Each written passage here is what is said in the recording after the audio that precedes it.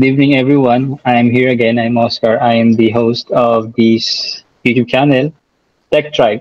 Tonight is our second episode, and I'm here with my friend, former provincial head of the ICT here in Nueva Ecija. So, and because today we are celebrating the Cybersecurity Month, I am sure that she is very fit for our interview today. No, so without further ado, let me introduce you to Ma'am Maria Sinag or Miss Shine. Yan, Abelo from the ICT. Hello, Ma'am. Good evening. Hello, good evening, Sir Oscar. Kamusta kayo dyan sa Palayan City? So, Yeah.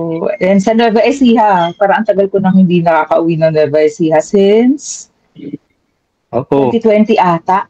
Parang Oo, ganon. no? 2020 kaya Ay, ta hindi, kaling nag... 2021 naman. 2021 naman. Kasi that time, nagta-transition na ako from regional office through cybersecurity bureau ng DICT. Okay.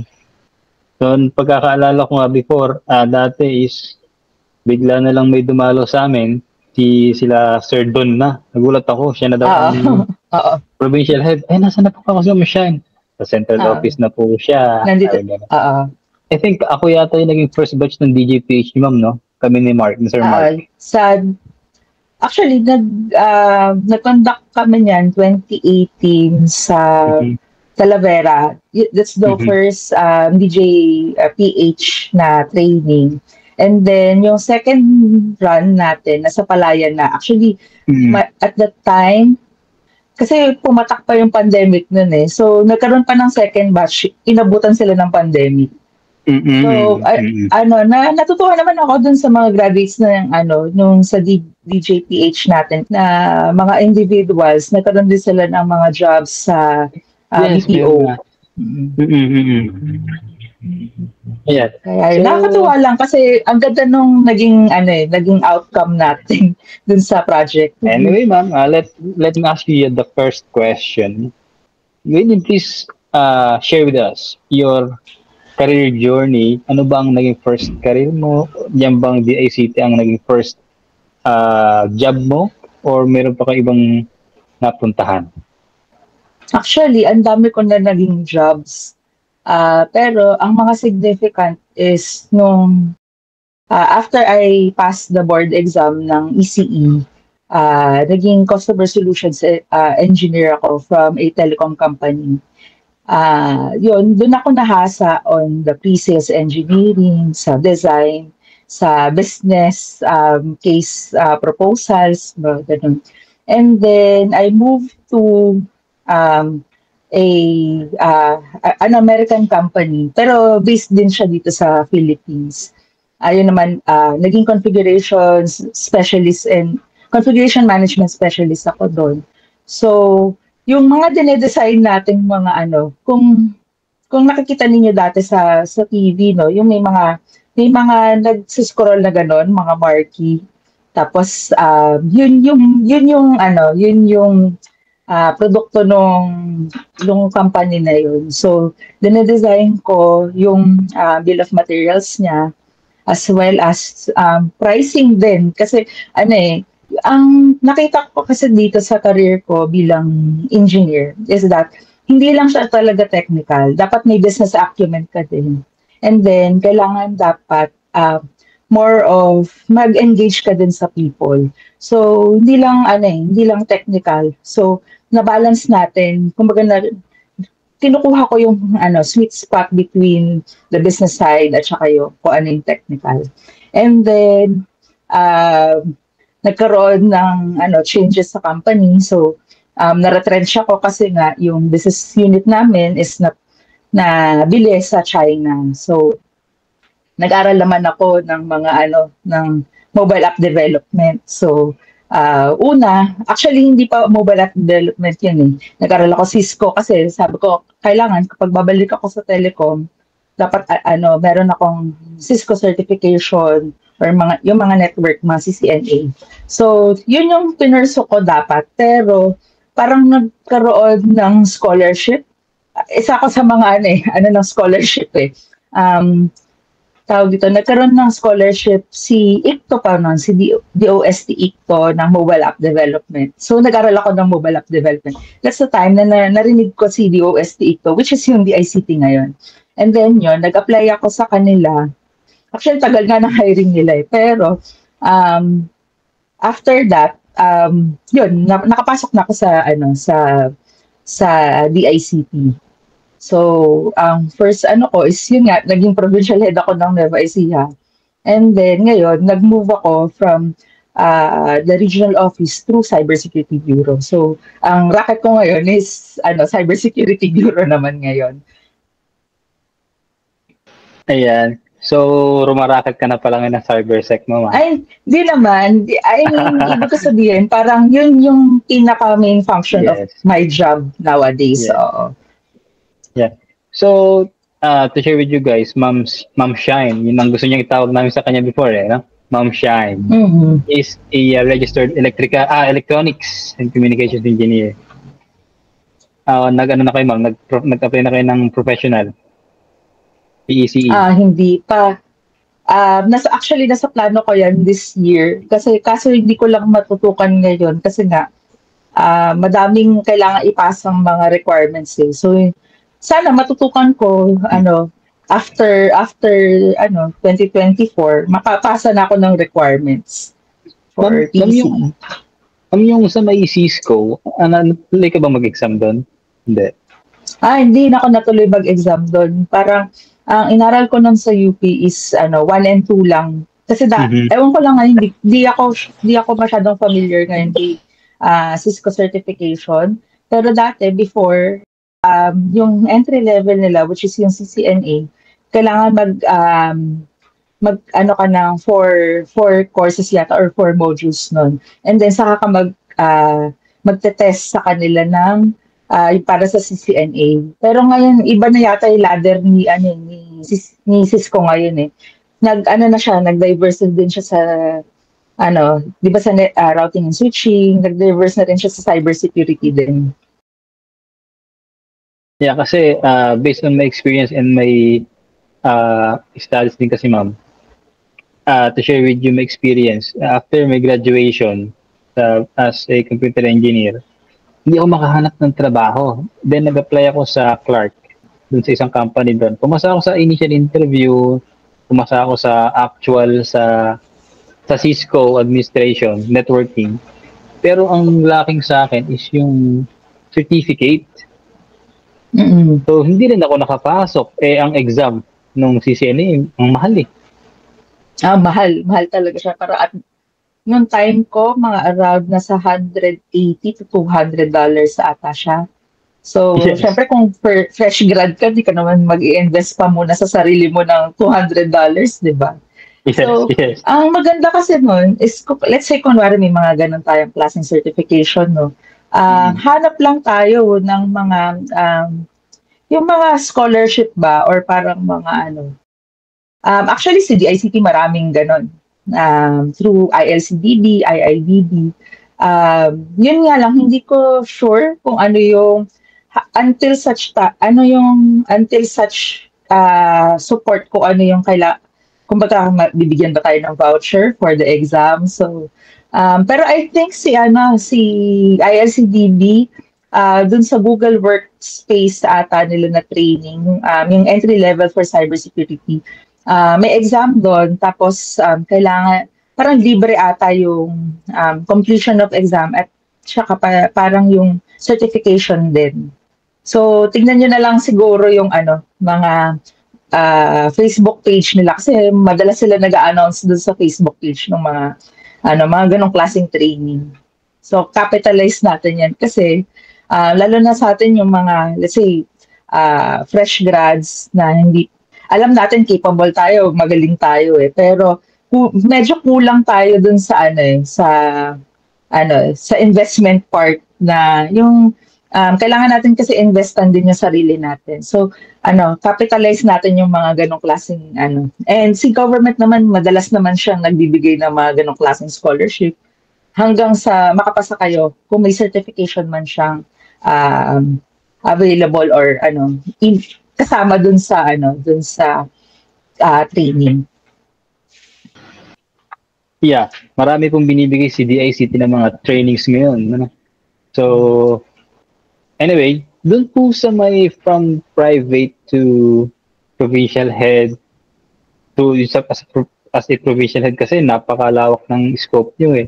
Then from provincial head to cybersecurity, hindi ba medyo malayo yung career path from private private work naging provincial head then ngayon nasa cybersecurity. Di ba siya hirap? Actually, ang cybersecurity, ang lawak. Nagulat ako na malawak yung yung areas niya. Kasi meron kang tinitignan na audit, may tinitignan kang operations, may tinitignan kang policies, may tinitignan kang awareness. Kumbaga parang tignan mo na lang kung sa awareness, medyo marketing strategy yan, and then education.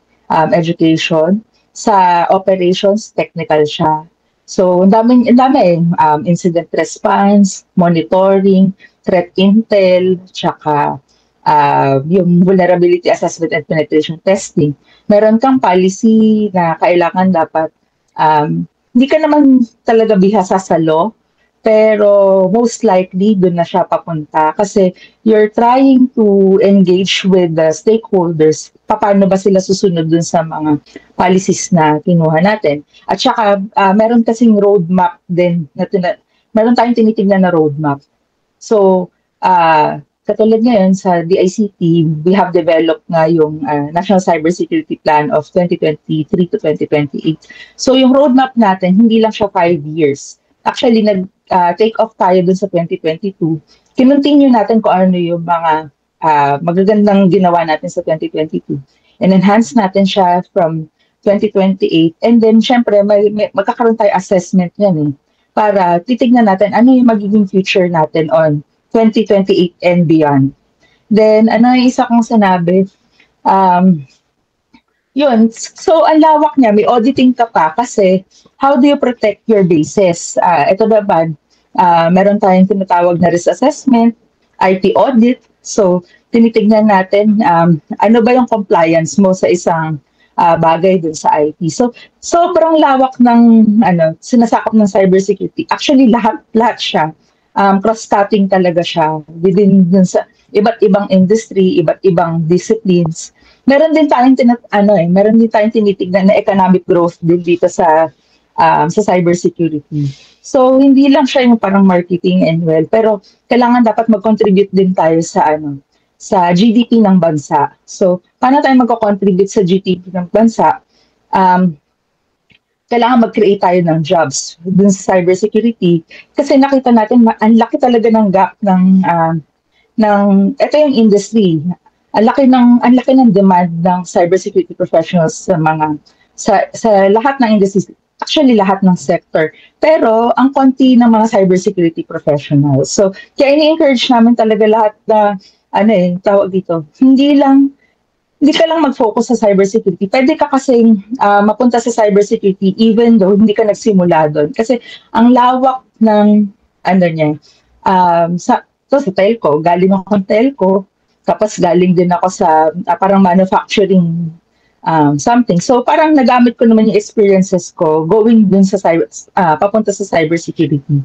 As well as yung naging provincial head ako, nagamit ko din siya kasi nandun naman ako sa policy development at saka sa standards din na kailangan nating bigyan din ng policy and bigyan din ng mga standards and procedures on paano mag-follow yung stakeholders natin.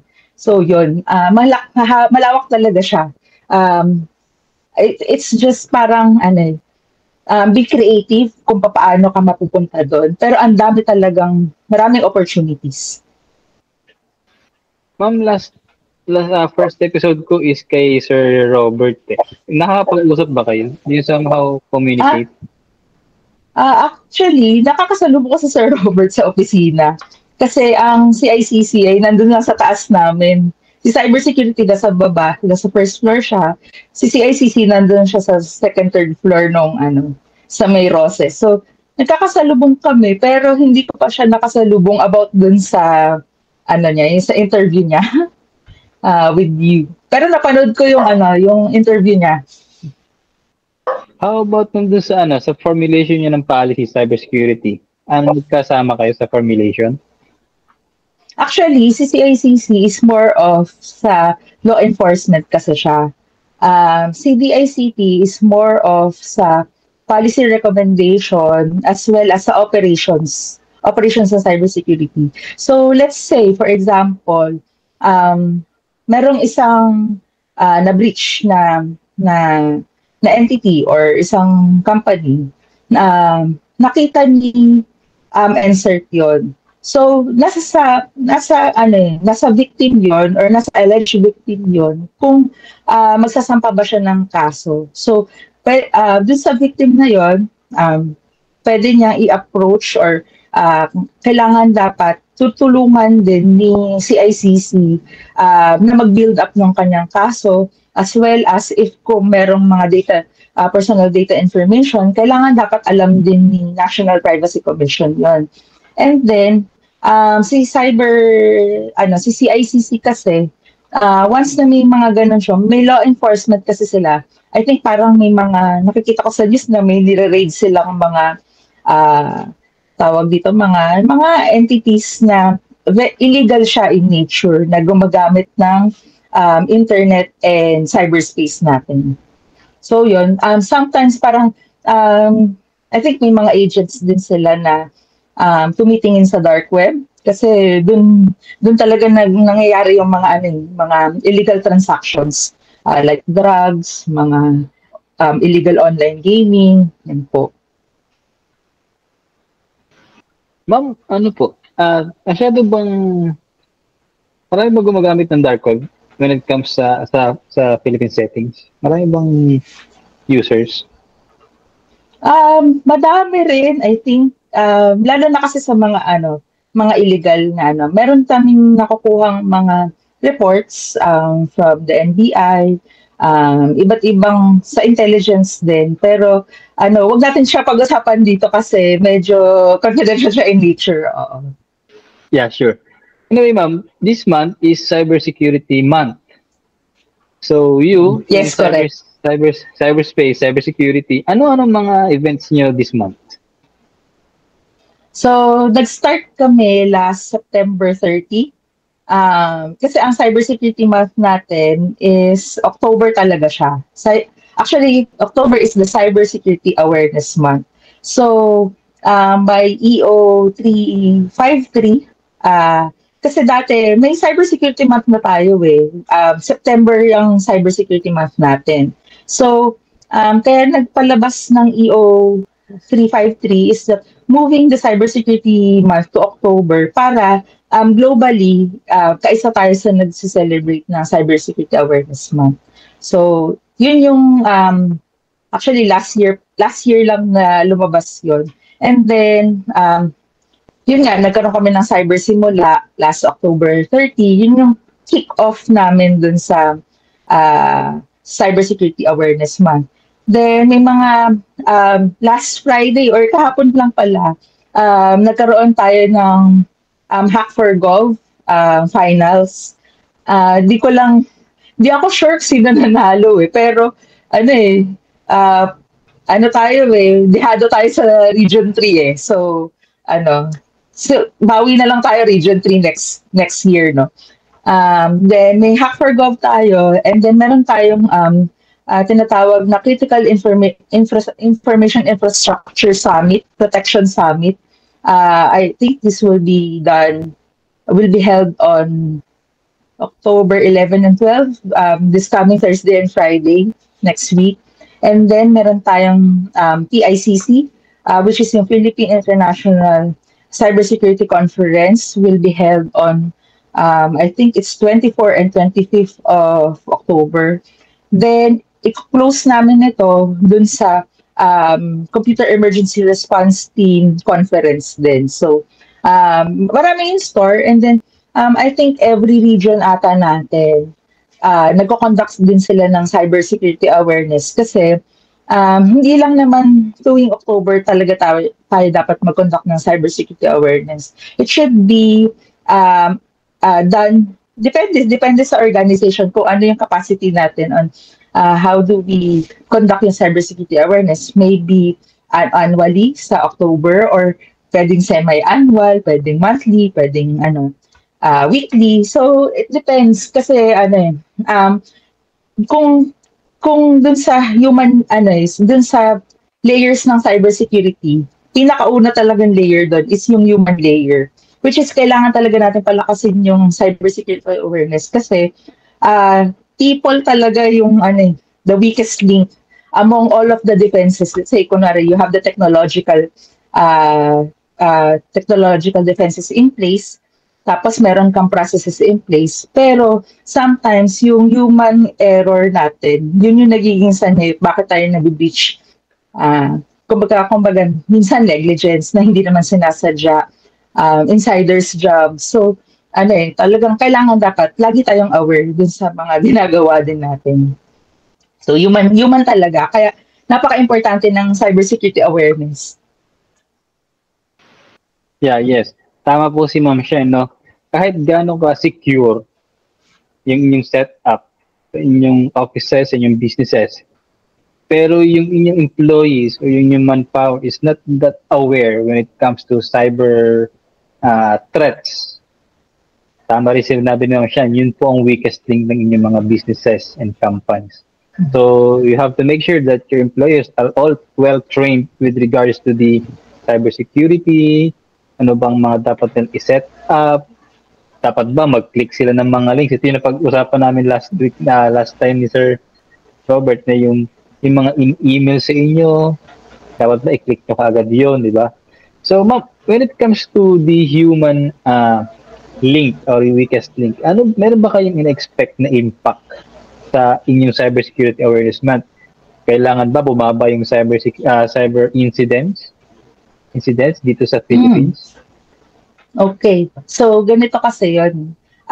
Meron kasi, mini-measure kasi tayo yung commitment natin in cybersecurity with the International Telecommunications Union. So, last 2020, ang ranking natin from all of buong mundo ito, 61 tayo out of 180 countries. And ang baba ng natin, ang score natin on the capacity development and organizational, kasi meron yun meron siyang pillars. So mini-measure tayo in legal aspect, technical measures, organizational measures, capacity development, and international cooperation. So ang baba ng technical measures natin at saka organizational measures natin, pati capacity development. Ang baba talaga ng scores natin. So 77 ng score natin noong 2020. And this 2024, we're happy to announce na tumaas yung score natin from 77 to 93.49. So it's parang 1 point na lang. 1 point na lang mapupunta na tayo dun sa, kasi ngayon sa GCI ITU, yung tiering kasi nila, kasi previously nirarank tayo lahat, walang tiering. So ngayon may tiering na tayo na pag tier 1 ka, role model ka na, tier 2 is advancing, tier 3 is evolving. So ngayon, kung ang score natin is 77 noong 2020, nag-fall tayo under dun sa evolving na tier. Ngayon, nandun na tayo sa taas ng tier 2, which is yung advancing. And 1 point something points na lang, nasa role model na tayo. Ang magandang kinalabasan nun is that mas binigyan na tayo ng points dun sa organizational measures natin. So, dun sa organizational measures, mini-measure yung capacity building, not capacity building, but yung mga awareness programs natin. So, nire-report namin yun. Let's say, di ba, kunwari sa regional office, nag-conduct sila ng cybersecurity awareness, kinukuha namin yung reports, nire-report namin yun sa ITU. Kaya tumaas yung score natin. Kaya, tawag dito, isa siyang magandang report or magandang outcome because mas naging aware tayo. Unlike unlike nung 2020, hindi tayo ganoon ka-aware. Tumaas yung awareness natin dun sa organizational measures. So parang I think parang nasa 19 something yata tayo na scores eh. Hindi lang ako masyadong particular. Pero mataas talaga siya kasi tig 20 points yun eh. Okay. So, yun pala ang nagiging measure ng cybersecurity awareness ng DICT kasi nagsasabit sila ng international reports. Yes. Ma'am, balik ako dun sa policy ng NCSP, National Cybersecurity Strategic Plan. Ano po yun, ma'am? 10-year plan ba siya? 5-year plan? Actually, it's a 5-year plan. Actually, ang ano niyan is every time na let's say may bago tayong upong president, kung mapapansin niyo yung previous plan natin is 2016 to 2022. Now, ito ay 2023 to 2028. So, every time na nagpapalit yung leader natin, nagkakaroon tayo ng medium-term plan, which is ito nga. Pero, ang plan natin is that hindi lang naman for this administration eh. Pwede pa naman natin siya i-continue kasi nagro-road mapping naman din tayo eh. Kasi may assessment tayo from last cybersecurity plan. Nagkaroon naman tayo ng assessment kung saan tayo ano yung naging kulang natin and ano yung dapat natin i-improve, kaya nilalagay din natin yun dun sa plan natin ngayon. And then, next time, pagka nagpalit na naman yung admin natin, magka-come up na naman kami or magde-develop na naman kami ng another national cybersecurity plan, pero naka-anchor ito dun sa Philippine Master Development Plan natin. Or Philippine Development Plan pala natin, PDP. So yun, ma'am, NCSP is national lang ang kagawa, hindi siya ibababa sa local government units? Kailangan meron na rin kayong plano sa local government unit, no? Kasi ang concluding notes kasi ng ating National Cybersecurity Plan is each agency or each organization should craft their own cybersecurity plan aligned to the National Cybersecurity Plan of 2023-2028. So kaya kami nagiging busy ngayon kasi nag-raise kasi kami ng awareness na dapat kasi hindi lang kasi cybersecurity is one agency, hindi lang responsibility ng isang agency alone ang cybersecurity. Lahat tayo may part dito. So kaya ini-encourage namin lahat, NGAs, organizations, private institutions, LGUs, na mag-craft din kayo ng sariling cybersecurity plan. Hindi naman na kailangan advance, pero at least matamaan ninyo ano yung mga priorities ninyo. Kasi sa totoo lang, tawag dito, pag nagpaplano kasi tayo, di ba, maganda yung very comprehensive ang plano natin. Pero kailangan dapat meron tayong goals or targets na achievable ba. So, di ba pagka sa project management, sabi natin, kailangan dapat smart ang ang mga goals natin. So, pwede nyo i-align, let's say, kasi we have yung vision natin, no? Vision natin is to yung trusted, secure, and reliable cyberspace for every Filipinos. We have 3 outcomes, which is yung on a technological perspective, on a people perspective, and on a policy perspective po. So, yun yung parang, doon ko lang masasambu na yung NCSP kasi ang dami nun eh. And we have 22 strategies for the whole NCSP. But we're not limiting naman ourselves in those 22 strategies, no? Kasi pwede naman mag-create ng iba pang strategy. And these strategies na tinitignan din namin kung relevant pa ba siya going forward or hindi na ba siya relevant. So we can drop it na dun sa natin. So meron tong assessment and review. We're mandated by the Office of the President na mag-pass kami ng biannual report kung ano na ba kung nasaan na bang stage ang implementation ng NCSP natin. Mali yatang nagtanong ako ng mama. Baka i-require niyo sa amin yung bigla Hindi, Hindi pero, ang ano kasi namin dito is that hindi kami mag-i-impose. Pero once na merong nangyaring breach, kayo na ang mananagot doon. Yun. So, kailangan dapat, ang ano natin is on top of things dapat tayo lagi. So, pag may nag-breach, yun lang. Doon tayo magkakaroon ng problema. Kasi, tawag dito, lalo na pag lumaki siya and maging national issue. So, magkakaroon talaga tayo ng problema doon. Yun. Yes, ma'am. Ma'am, dun po sa crafting nyo ng NCSP, ano pinaka biggest challenge when it comes to the policy making? Meron ba kayong na-encounter na emerging threats, or when sa pag-craft ng policy, merong ibang entities na ayaw makipag-coordinate, or masyado siyang technical? Ano po yung biggest challenge sa crafting? Marami kaming kinonsider. Yun, isa yon yung mga current and emerging threats. Syempre, yung manpower natin, kasi nga, nababanggit ko to lagi when we do the awareness on the NCSP. Malaki yung demand for cybersecurity, pero napaka-konti ng cybersecurity professionals. So, tinignan din namin yung workforce natin. And then, tinignan din natin ano yung mga policies na lacking tayo. In some other countries, like sabihin na natin sa ASEAN, meron silang mga cybersecurity law. I think si Singapore and Malaysia, as well as I think si Indonesia ata may cybersecurity law sila. So, we're looking at kung ano yung mga best practices nila. We're trying to take their model, pero i-model natin in a Philippine setting siya.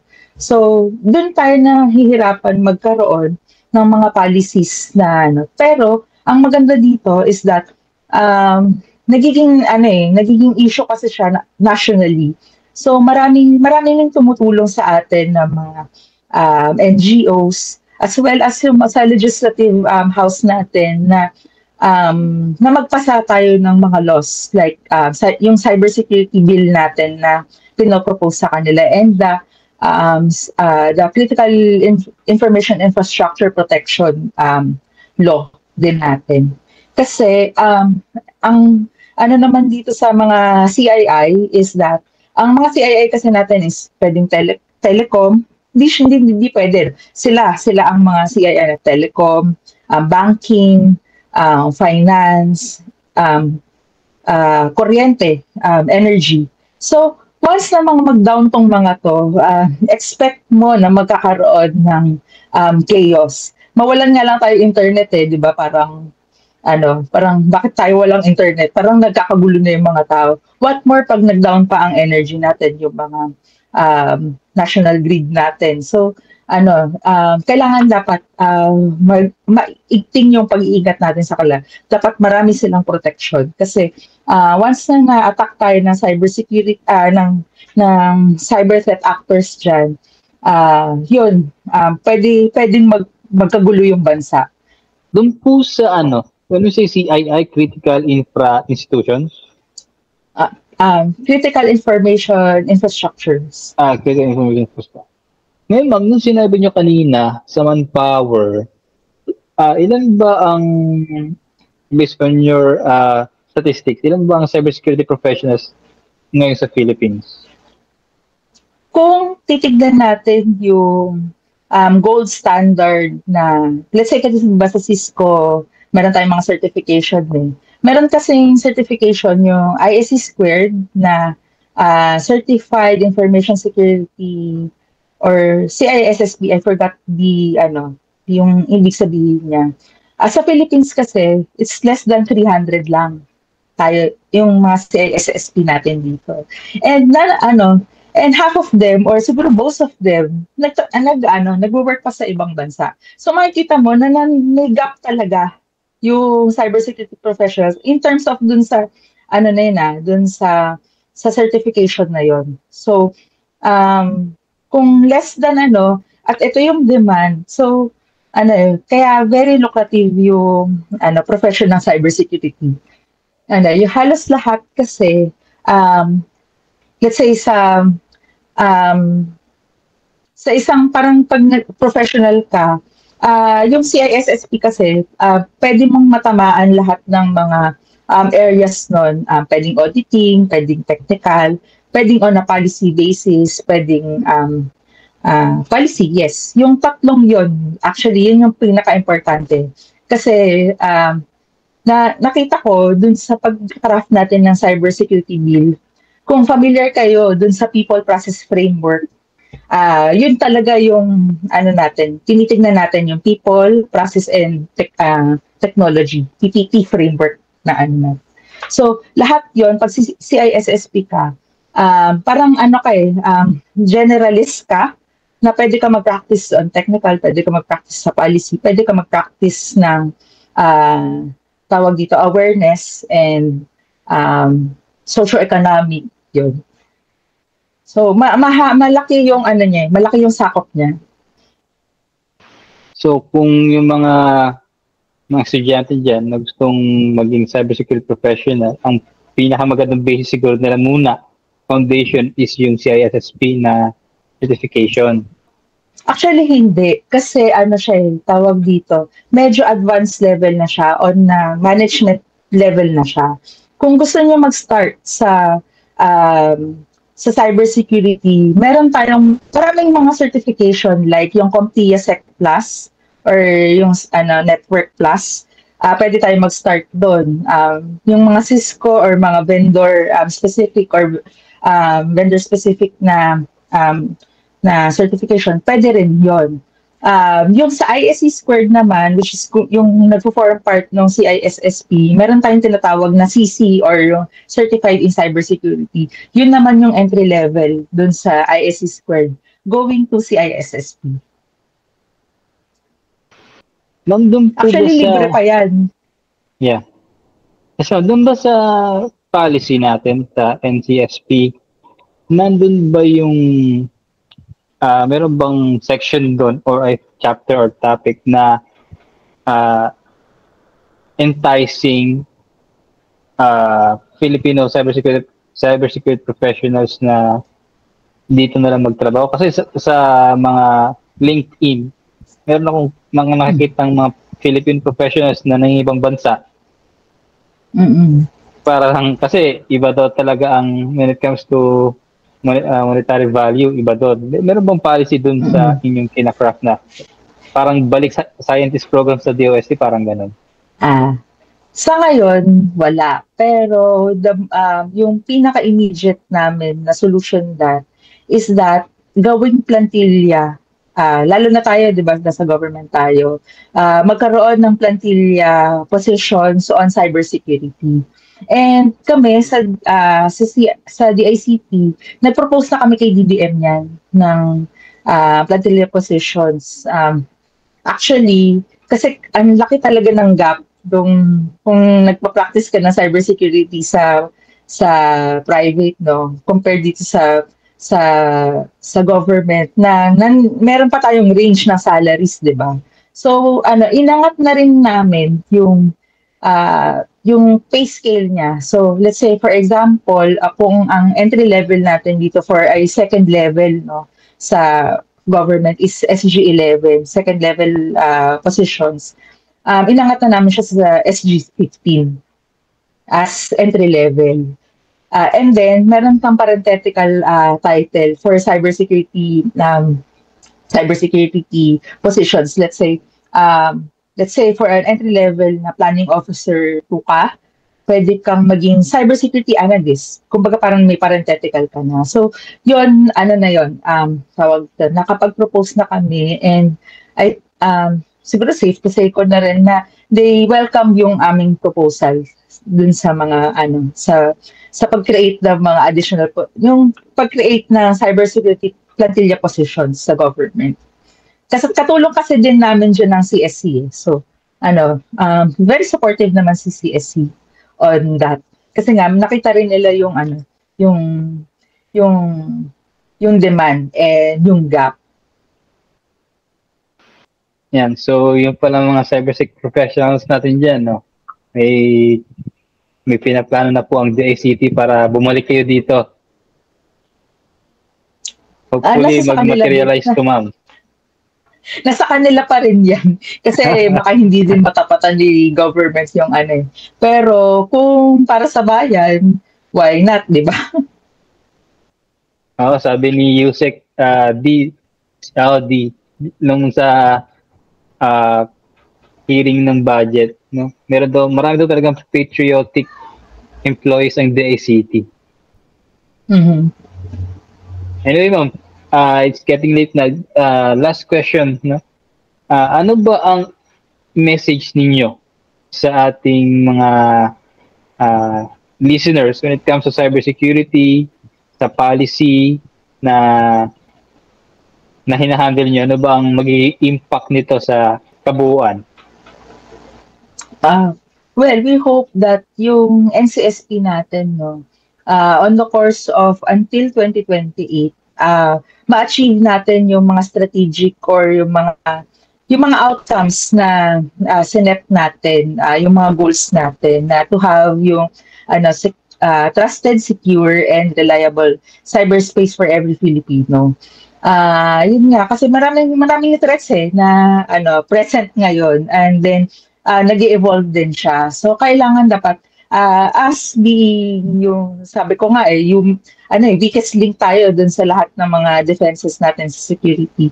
Let's stay vigilant dun sa mga natin. So, paano ba tayo mag-stay ng vigilant? So, avoid yung mga phishing emails, yung mga mag-click lang. And then, kailangan dapat, we should practice discernment, lalo na, let's say, kung ano yung pinupost natin online. Kasi, most likely, lahat ng data natin is nandun na sa cloud. So, it's just waiting us for that to be breached. So, magkaroon tayo ng controls on what do we post online. And then, syempre, mga password, yung mga password policies natin, na mag-create tayo ng strong passwords. And, syempre, tawag dito, yun lang, practice discernment. Not all kailangan dapat na present sa cyberspace, dapat present din in real life, no? So, yun, I think yun lang naman. Just stay vigilant, tsaka yun nga, practice discernment. So, thank you po, Ma'am Shine, no, for being with us tonight, no. Napaka-helpful ng kanyang mga share sa ating ideas when it comes to policy, the ICT policy, when it comes to National Cyber Security Strategic Plan, and yung mga policies sa human organizational structures, about cybersecurity month, cybersecurity awareness, yung international rankings, impacts and challenges nila. So, Ma'am Shine, thank you very much. Mm-hmm. I'm hoping that the next interview, hindi naman dito nagtatapos ang ating interview. Malay natin, makasama natin si Sir Robert, no? About cybersecurity, pag-usapan natin. So, yeah, thank you very much, Ma'am, and see you again next time. Yes, thank you. Welcome ako dyan sa mga na yan. Sa mga suggestions na yan. Yeah. Thank you then, Sir Oscar, and good evening to all. Sige po. Yan, so that ends my second episode, no? And the next episode would be, I think, cybersecurity again, or depende kung sino. But again, ang gagawin natin is that sa next episode, I think the ICT ulit ang ating magiging guest. So stay tuned and see you again next time.